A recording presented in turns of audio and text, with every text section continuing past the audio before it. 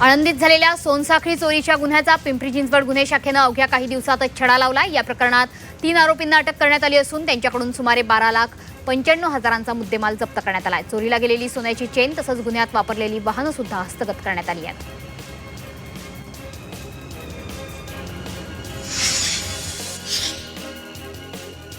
वाशिम जिल्ह्यात खरीप हंगामाची लगबग सुरू झाली असून शेतकरी पेरणीसाठी सज्ज झालाय। डीएपी खताची मागणी वाढली असून खताच्या तुटवड्यामुळे शेतकरी चिंतेत होता। मात्र कृषी विभागाच्या विशेष नियोजनातून जिल्ह्यात 950 मेट्रिक टन डीएपी खताचा साठा दाखल झाला। त्यामुळे ऐन पेरणीच्या तोंडावर बळीराजाला मोठा दिलासा मिळालाय। रत्नागिरीत शेतकऱ्यांप्रमाणेच कर्जमुक्ती देण्याची मच्छीमारांनी सुद्धा मागणी केलेली आहे। सरकार आम्ही आत्महत्या करण्याची वाट बघतोय का, असा संतप्त सवाल रत्नागिरीतील मच्छीमार बांधवांनी थेट मुख्यमंत्र्यांना केलाय।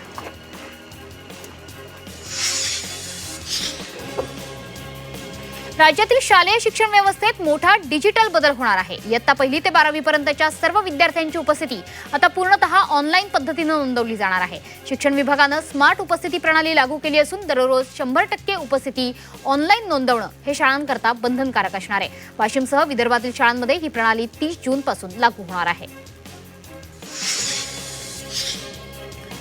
गेल्या 12 वर्षात पुणे विमानतळानं प्रवासी वाहतूक आणि सुविधांमध्ये मोठी झेप घेतली आहे। 2014 मधील 44.6 लाख वार्षिक प्रवासी संख्या 2026 मध्ये 1.13 कोटींवर पोहोचली आहे। विमानांची वार्षिक ये-जा 35,000वरून जवळपास 69,000 गेली आहे।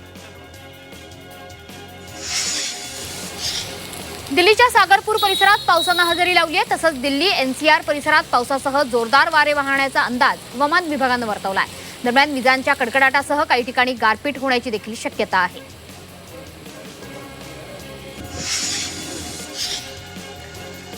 नागपूरच्या गोरेवाडा सफारीत बिबट्यांची झुंज बघायला मिळाली। झुंजीत एका बिबट्याचा मृत्यू झालाय तर दुसरा बिबट्या गंभीर जखमी झाल्याची माहिती समोर आली आहे। बाहेरील बिबट्याच्या शिरकावामुळे सफारीच्या सुरक्षा व्यवस्थेवर गंभीर प्रश्नचिन्ह निर्माण झालंय।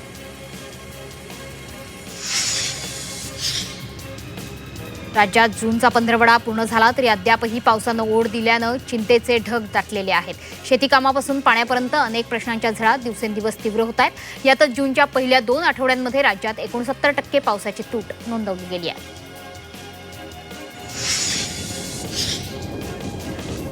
पाणी टंचाईच्या पार्श्वभूमीवर राज्य शासनानं आज महत्त्वपूर्ण निर्णय घेतलाय। राज्यातील धरणांमध्ये असलेला पाणीसाठा पुढील 3 महिने फक्त पिण्यासाठीच वापरला जावा। सिंचनासाठी धरणातील पाणी सोडणं बंद करा असे निर्देश शासनाने दिलेले आहेत। सोबतच बेकायदेशीर पाणी उपसा करणाऱ्यांवर कठोर कारवाई करण्याचा इशारा सुद्धा देण्यात आलाय।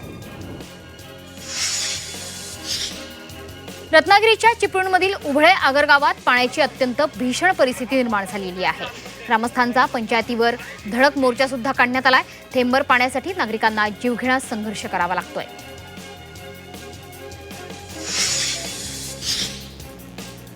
नाशिकमध्ये सुद्धा धरणांनी तळ गाठलेला आहे। नाशिकमधील 26 पैकी 9 धरणं ही कोरडी ठाक पडली आहेत। गंगापूर धरणात अवघा 35.6% पाणीसाठा हा शिल्लक राहिलाय। पाऊस लांबल्यास तीव्र पाणी टंचाई निर्माण होऊ शकते। पुण्यातील मुठामुळा नदी पुनरुज्जीवन प्रकल्पाला वेग आलाय। येत्या वर्षाअखेरीस दररोज 1000 MLD सांडपाण्यावर प्रक्रिया होणारं पाणी आता शुद्ध करून नदीपात्रात सोडण्याचं पालिकेचं उद्दिष्ट आहे। या महत्त्वाकांक्षी प्रकल्पासाठी केंद्रीय जल आणि विद्युत संशोधन केंद्राचं सहकार्य मिळत असल्याची माहिती पालिका आयुक्त नवल किशोर राम यांनी दिली आहे।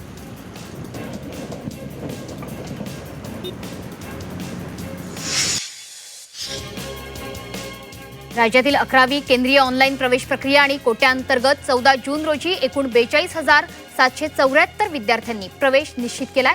मात्र दुसऱ्या फेरीत अद्याप 3,32,290 विद्यार्थी कनिष्ठ महाविद्यालय वाटपाच्या प्रतीक्षेत असल्याचं चित्र समोर आलंय।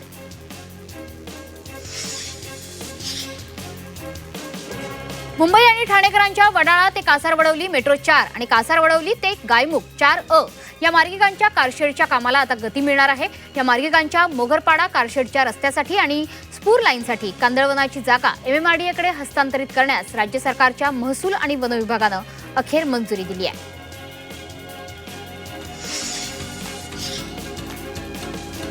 मुंबई अहमदाबाद बुलेट ट्रेन प्रकल्पातील डोंगराळ बोगद्यांच्या प्रवेशद्वारांवर टनेल हुड्स बसवण्यात येत आहेत।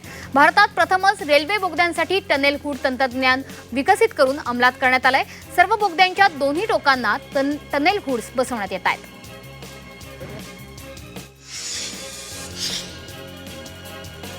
पीएमपीएमएलच्या ताफ्यात ऑगस्ट अखेर 1000 नवीन सीएनजी बस दाखल होणार आहेत। या बसच्या परिचालनासाठी प्रशासनानं कंत्राटी पद्धतीनं 2000 चालक आणि 2000 वाहक अशी एकूण 4000 कर्मचाऱ्यांची भरती केली जाणार आहे।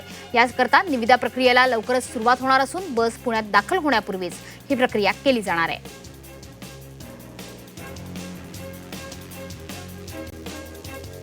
महाराष्ट्र लोकसेवा आयोगातर्फे विविध स्पर्धा परीक्षांच्या अभ्यासक्रमांचं पुनरावलोकन करून त्यात बदल करण्यात आलेले आहेत। विविध क्षेत्रातील तज्ज्ञांचा समावेश असलेली 7 सदस्यांची समिती नियुक्त केलेली आहे।